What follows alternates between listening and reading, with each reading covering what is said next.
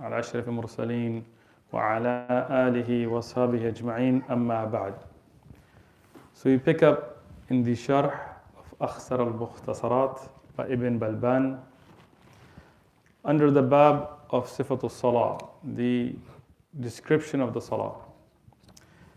After discussing the actual description up to a taslim, up to saying Assalamu alaikum wa rahmatullah, Assalamu alaikum wa rahmatullah, and discussing the order and what is obligatory there, the Imam, he discusses briefly the difference between the salah of a man and salah of a woman.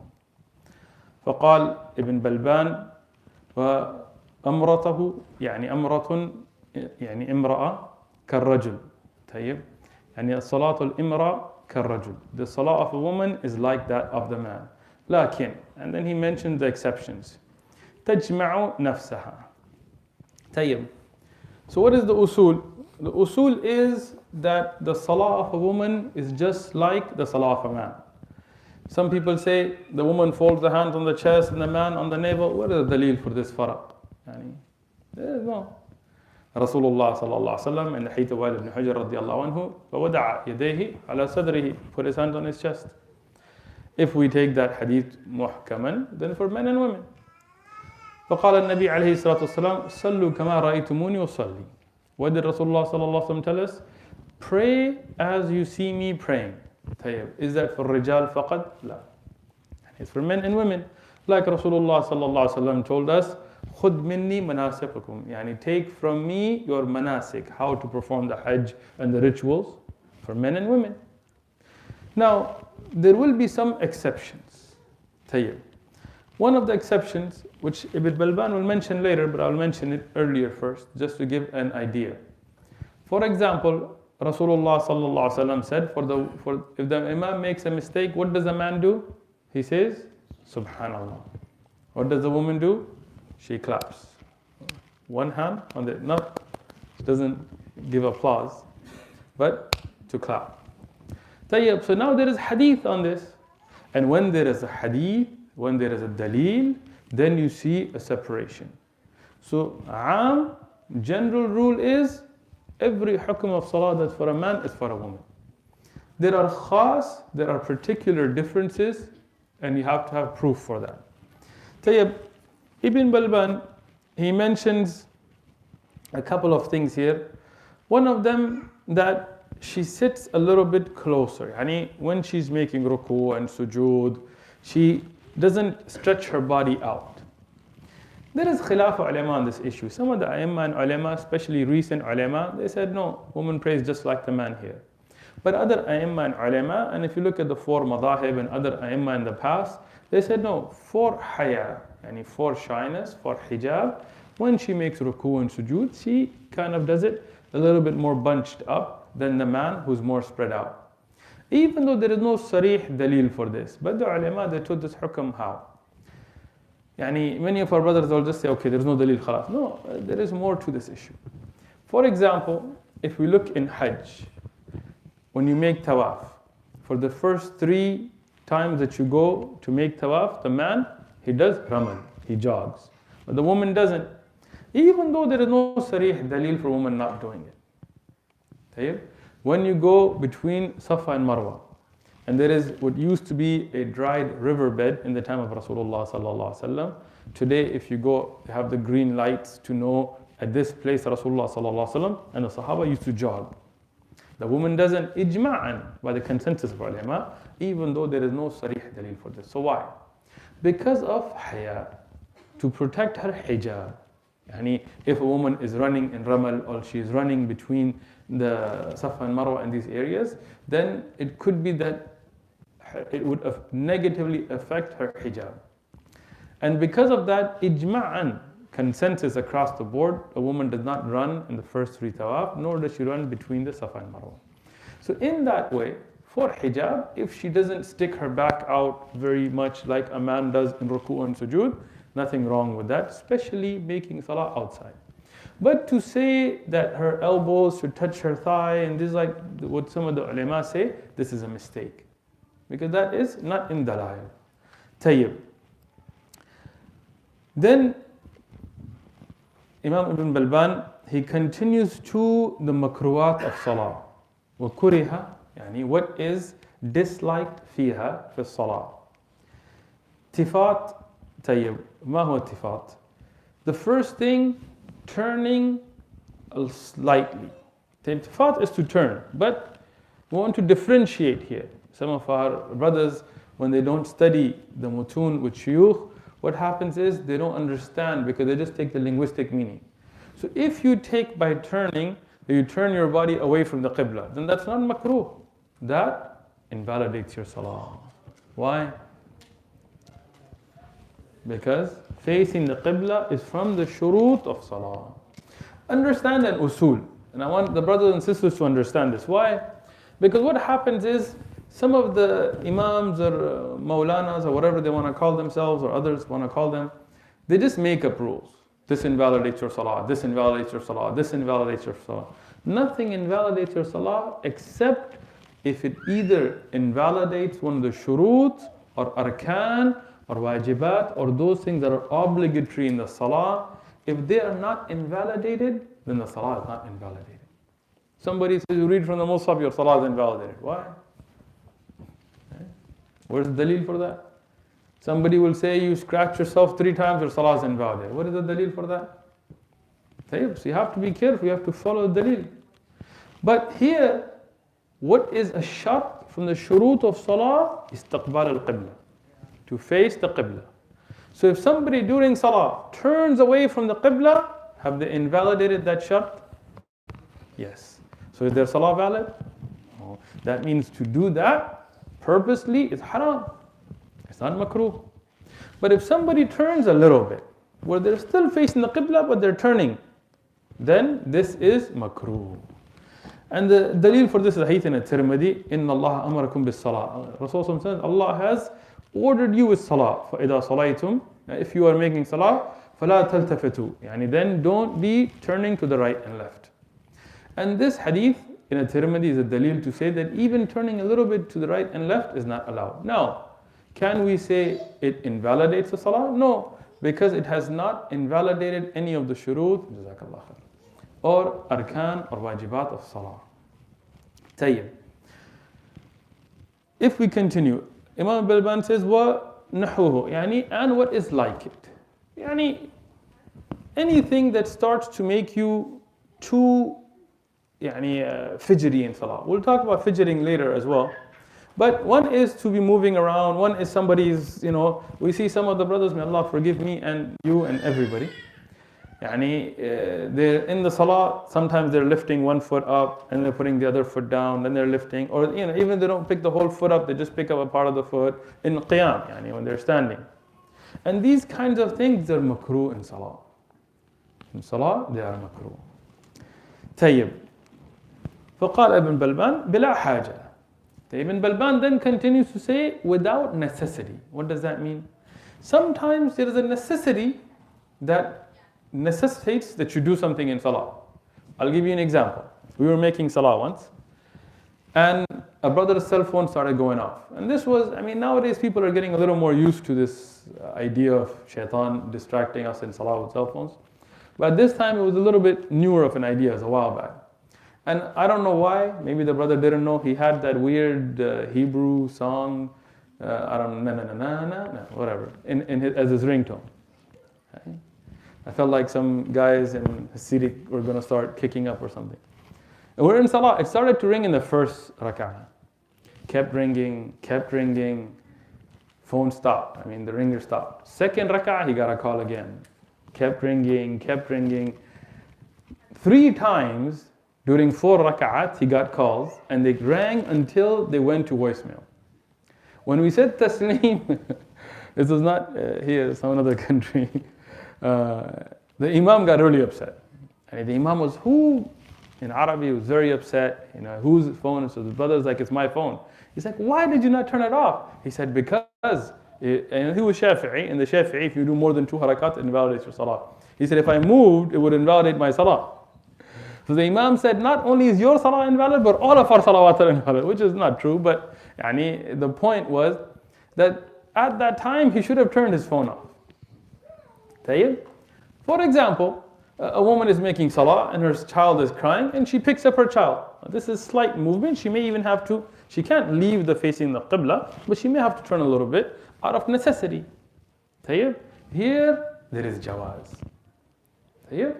So every one of us, before we make salah, should turn our phones either silent or on vibrate or whatever. If you don't and you forget and you're insan or something like, or maybe you're a heart surgeon and you're on call or whatever, right? Then if it starts to go off in salah, turn it off. That movement, I give you permission for it. Because you're going to ruin your salah and everybody. Because what salah is it when your phone is going off and everybody's upset and you're thinking, what is your khushu'? So Ibn Balban here, he mentions Bilal Haja. This is when there is no necessity.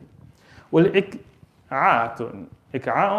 Ik'a' is a sitting, and we see some of the brothers doing this.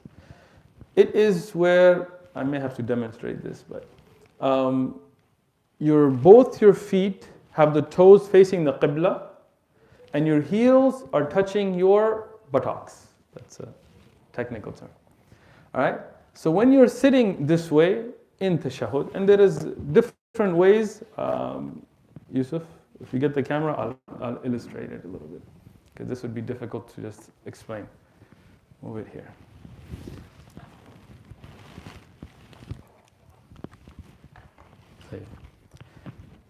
So if the sisters cannot see, they can watch the video later. This sitting like this. You see, in iftirash, you're supposed to sit like this. Your left foot is down. You are resting on your left foot, and your right foot has the toes pointing toward the qibla, and it's up. Tayyib. Now, if somebody sits with both feet, the way your right foot would be in the jalsa bayna sajdatayn or tashahhud, then this is something that is makruh. Tayyib, sitting like this. And the nahi has come in Sahih Muslim. We'll discuss the hadith in a minute. Another method is also when you put your hands down like this. When you put your hands down, touching the ground, this is makruh. You're not supposed to sit like this. Your hands should be on your thighs. Tayyib?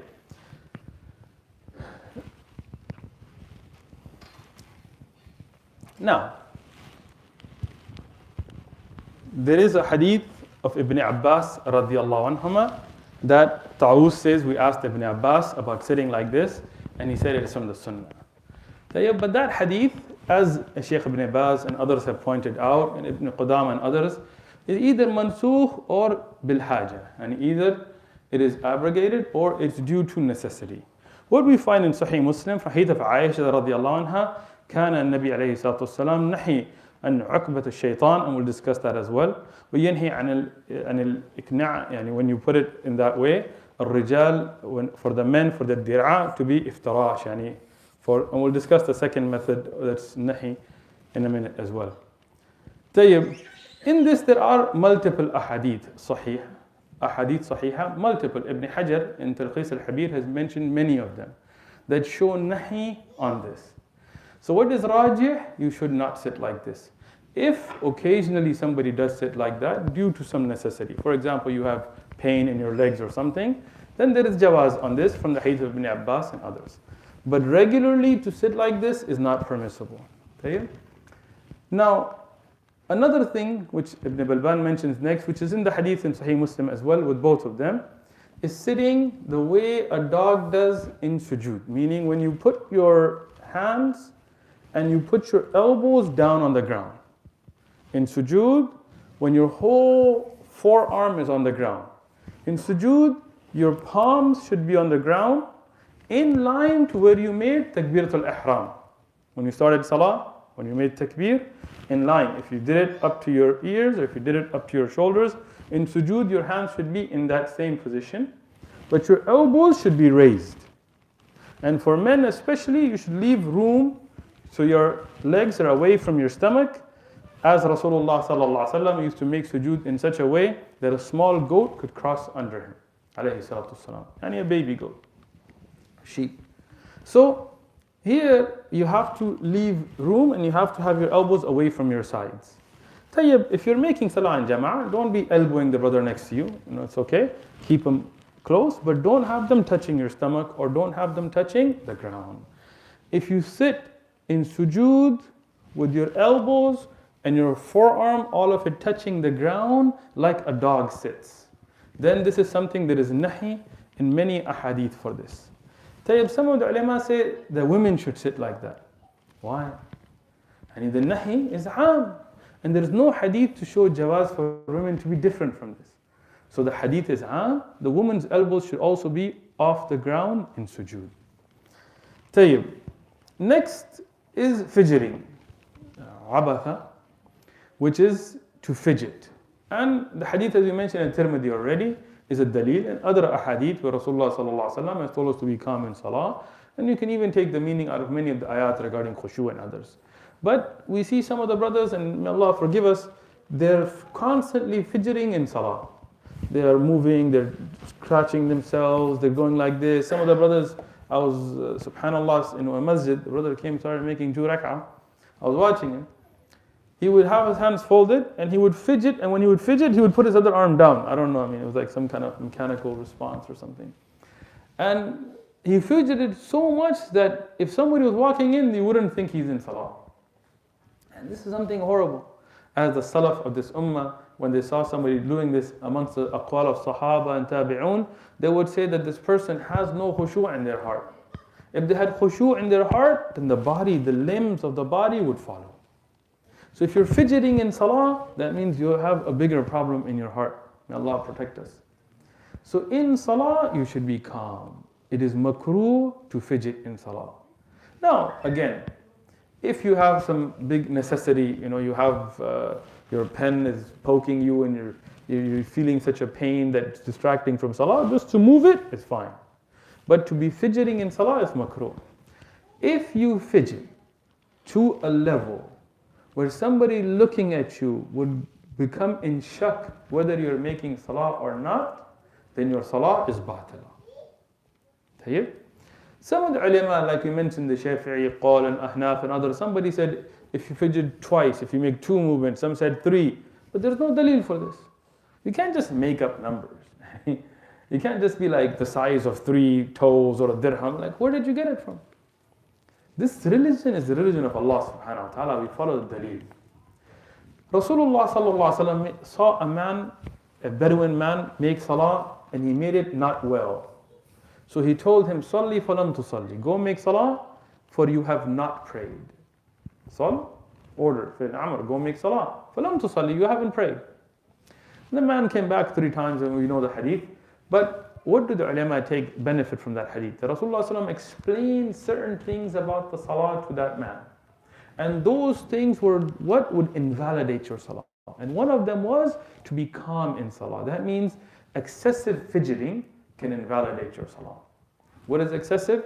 We have no number we can give to it because Rasulullah didn't tell him more than 2 or more than 3. But enough that if somebody is looking at you, you wonder if they're making salah or not. Some people, you see them, Allahu Akbar. You really wonder, is he in salah or not? They'll be looking at you from the side so much. Sometimes, they're trying to get your attention in salah. How do you see this? Some people, they're making salah and they're like, subhanallah. If you're in salah. So if the fidgeting is that excessive, that it would put somebody in doubt, you're in salah or not, then your salah is batila, start again. If it is less than that, then it's makruh, but your salah is fine. Tayyib, placing the hands on the hips, to put the hands on the hips. And there are ahadith for this as well. To put your hands on your hips, when you're like, what are you talking about? Like that kind of a pose. This is makruh in salah. In fact, if we look at the hadith in Abu Dawood, then sadal fi salah is makruh. Tayyib, what is sadal fi salah? A'imma and ulama have given meanings to the word sadal, and I believe that all of them are correct.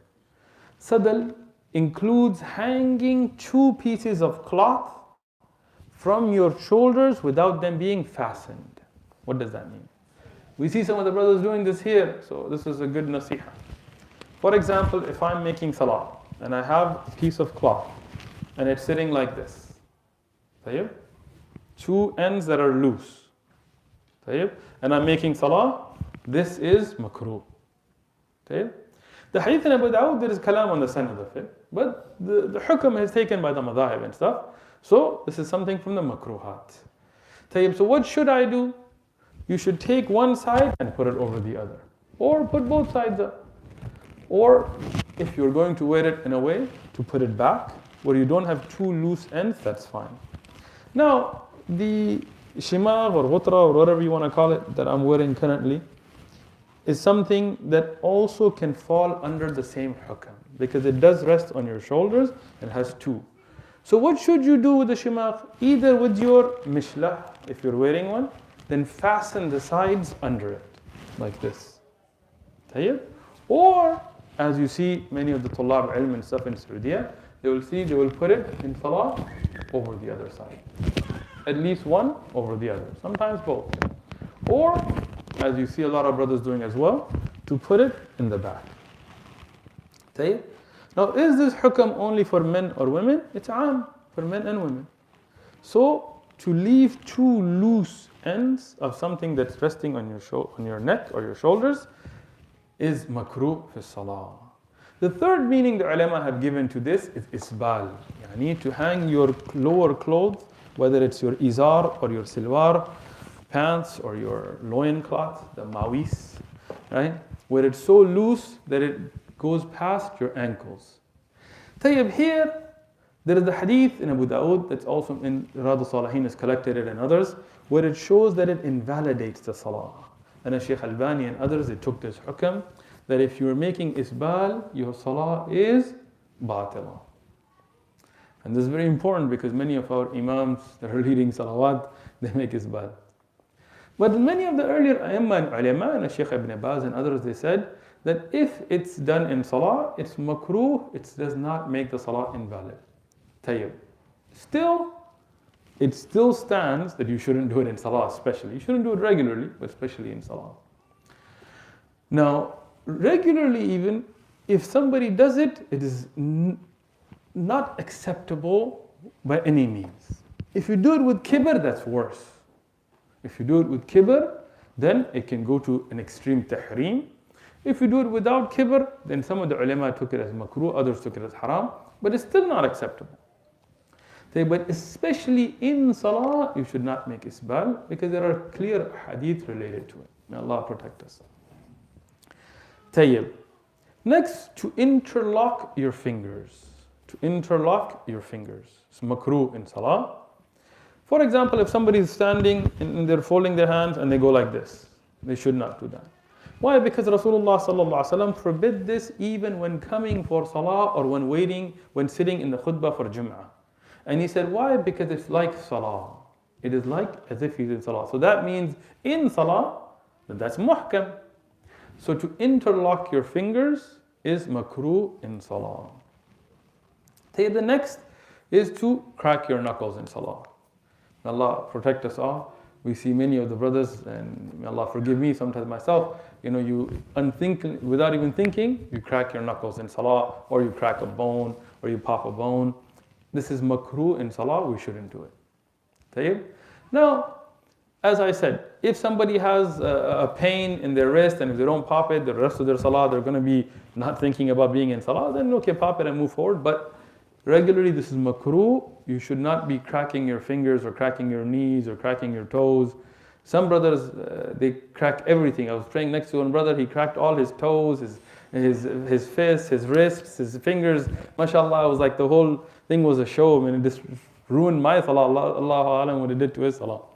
So, we shouldn't be cracking our knuckles or popping our knuckles in salah. Tayyib. Next, to pray while you are in need of going to the bathroom. Right? When you have qada al-haja. There are ahadith for this, sahiha and clear, and this is, you'll find it across the board. If you have to go to the bathroom, go to the bathroom. Right? And it's a big mistake on our part nowadays. Oh, I have wudu, let me just get the salah done. You're not just trying to throw salah out. You're going to perform the salah. You're standing in front of who? Allah subhanahu wa ta'ala, Rabb al-Alameen. You're standing in front of your Rabb. Allah is paying attention to you, and you're sitting there going, oh, I gotta go, man. I gotta go. I really gotta go. Subhanallah. What salah is this? And this is something makruh.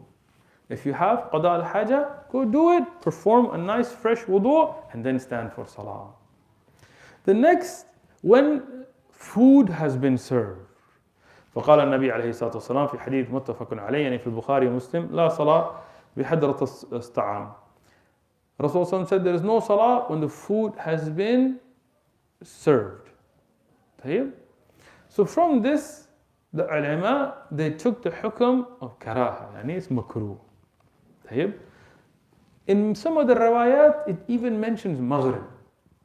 In some of the riwayat, as Ibn Hajar has mentioned, Talkhis al-Habir, this is talking about even when salah in jama'ah is standing. And in some of the riwayat, it mentioned إِذَا صَامَ, yani if the person is sa'im, if they're fasting.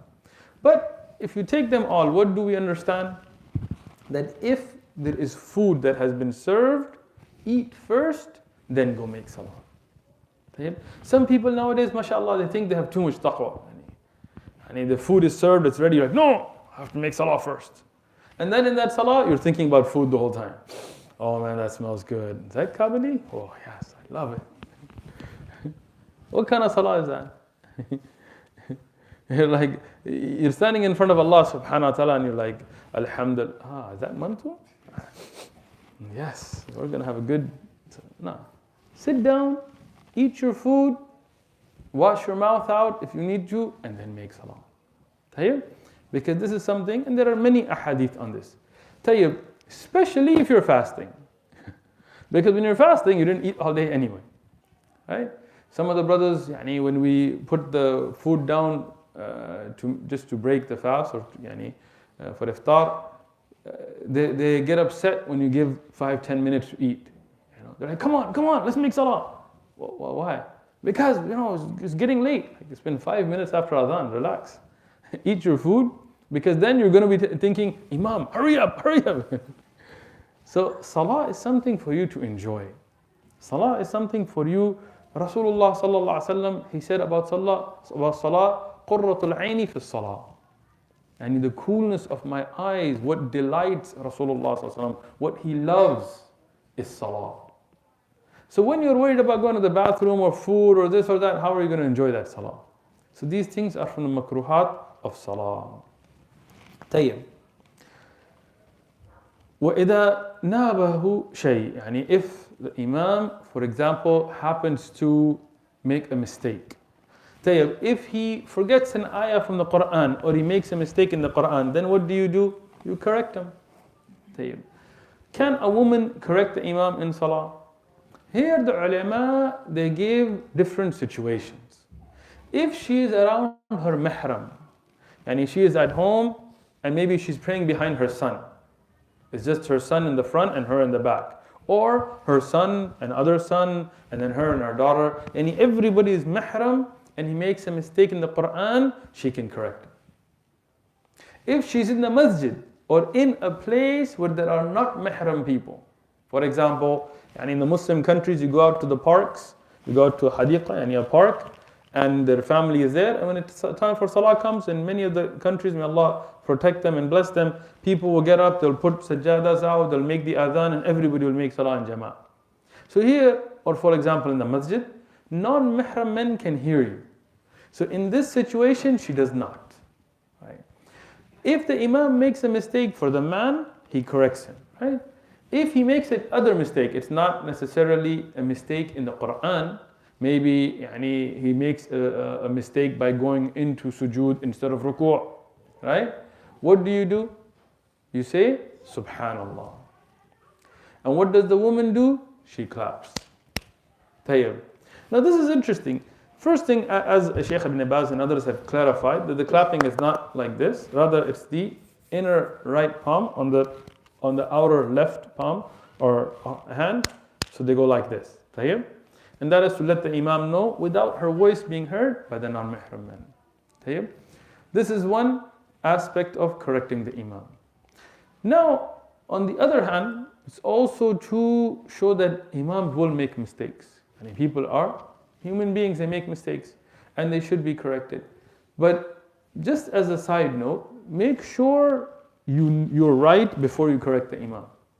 And many times somebody will be reading salah correctly, but your mind is somewhere else, and now you think he made a mistake, and now you're correcting him and messing him up because now he's like, did I make a mistake? So you should know what you're correcting first. Same thing with the Quran. Sometimes we've seen brothers that read a different Quran. Yani instead of Hafs and Asim, maybe they read Shu'ba and Asim, maybe they read Qalun and Nafi' or Warsh and Nafi' or another Qira'ah. And then somebody will correct them, even though their Qira'at is correct, but that's not the Qira'at they know. So if you're going to correct, make sure it's not a khilaf in Qira'at. Tayyib? Sometimes the Imam is reading a surah that is mutashabihat, and it is like another surah. Like there are ayat that are like the story of Musa alayhi salam, you will see it in Surah Taha, you will see it in Surah Ibrahim, you will see it again with similar wording. And the person will not realize the Imam is reading another surah and they will correct him from a different surah. So calm down. I mean, brothers are too quick to try to correct. And if one person is correcting, let them correct. Especially in Taraweeh. I mean, there are people assigned Huffaz of Quran to correct the Imam that are right behind him. Somebody like 10 saf back will be like trying to correct the Imam. The Imam can't even hear you. So, mashallah, you know a lot of Quran. Allah bless it for you. Great. But it's okay. Relax. If there is somebody doing it, let them do it. Tayyib. Now, if somebody has to spit phlegm, or snot, or, when you have phlegm in your mouth, phlegm, right? Mucus, right? In the time of Rasulullah sallallahu alaihi wasallam, they did not have carpets in the masjid. In the time of Rasulullah sallallahu alaihi wasallam, they had pebbles. Now, Rasulullah sallallahu alaihi wasallam made salah on carpets, on pieces of cloth that were carpets. Nothing wrong with it, but this is just the way the masjid was at the time. They also didn't have a roof for a long time. It just had palm tree leaves, didn't have light, all these kinds of things. So, from a hadith, Rasulullah sallallahu alaihi wasallam has told us that if a person does have to spit, they should not spit in front, nor should they spit to their right, but rather towards their left under their foot. And if you're wearing shoes, you're in the masjid where it's pebbles, like for example, you're outside in our time, and there is, you're going to a park, and you really have to, spit and you get that mucus out, then you can spit it under your left foot. There's a hadith on this. But you should not, in salah, spit towards your right or in front of you. Now, this is something has to do with makruhat of salah. If you are in a masjid where there's carpet, please don't spit on the carpet. Alright? As Shaykh Ibn Uthaymeen and others have made clear, that when you have situations like this, like there are some brothers who just want to be stubborn. Nothing wrong with making salah with shoes on. Tayyib? But if you come to a masjid that is carpet and you have your muddy shoes, don't go in there and make salah with muddy shoes. What's wrong? Rasulullah made salah with shoes on. I know, but we have a carpet, you gotta clean it unless you're planning on coming and steam cleaning it afterwards. Brother, take your shoes off, right? So, as Shaykh Ibn Uthaymeen has clarified this issue as well. It's not like I'm coming up with this or something. So, if you are, then you should save it as Ibn Balban mentions, في غير مسجد, you take it outside the masjid and you spit it out. Tayyib, if it is in a masjid where there's no carpet and you are an yasarihi, in under their left foot. Tayyib, just on a side note, you should never, even when outside of salah, we're not talking about salah now, outside of salah, you should never spit towards the qibla. Tayyib, let's say you're walking down University Avenue, you're not in salah, you need to spit. Do not spit facing the Qibla. There is a Sahih hadith that the one who spits facing the Qibla, not talking about Salah, regularly, then that spit will be thrown back on them on the Day of Judgment. The Qibla has holiness to it. It has, it's muqaddas, it's something that is holy, it is something blessed, it is something that Allah subhanahu wa ta'ala has ordered us to be mindful about. Even when urinating, and we talked about urinating and defecating and when it's permissible and when it's not and things, that was in the earlier abwab. So, these are some of the ahkam that we continue. Tayyib. We will stop here, inshallah ta'ala. In the next dars, we're going to go over the arkan and, if we have time, the wajibat of salah. Before we end, I want to make a point. As one of the brothers, may Allah reward him, he made the point, one of the brothers online that watched the videos. He said, this dars is immensely important. Why? Because it has to do with your daily ibadah. For example, if I was to ask you brothers, those of you that were not in the Umdah Durus or the earlier Durus, how many arkan in salah? Many of the brothers will not know. How many wajibat in salah? Many of the brothers will not know. Then you may say, well, why is that important? Why is it important? Because if you mess up a rukn in salah, what do you have to do? You have to repeat the rukn and make sujood sahu. Tayyib. If you mess up a wajib in salah, what do you have to do? Sajda sahu. If you messed up one of the sunan of salah, what do you have to do? Nothing. If you don't know if it's a rukn or it's a wajib, how will you correct your salah? And if you don't correct your salah, then your salah will be batilan. So this is why it's important. 14 arkan, 8 wajibat. Insha'Allah ta'ala. All the Tullab ilm will be here next Friday to learn them, and you will memorize them. You will memorize them. So when you make a mistake, we've seen this repeatedly with imams in masajid that made a mistake in salah and didn't correct it properly, invalidated everybody's salah. And that's why, as Shaykhuna Ibn Baz, even if you look at Ibn Hajar Asqalani and Fath al-Bari and others, he said that even if somebody has the best qira'at and they know the Quran the most and they know all of that, but they don't know the arkan and wajibat and ahkam of salah, you should not put them in front to lead salah. Because then they will mess up their salah and everybody else. Somebody else may not know as much or sound as nice, but as long as they make the salah good enough for it to be accepted, that's better than a salah batila. So to learn this, I mean, as Imam and ulama said, this should be a shart before anybody ever leaves salah. So inshallah, we hope that everybody will come and then memorize and implement what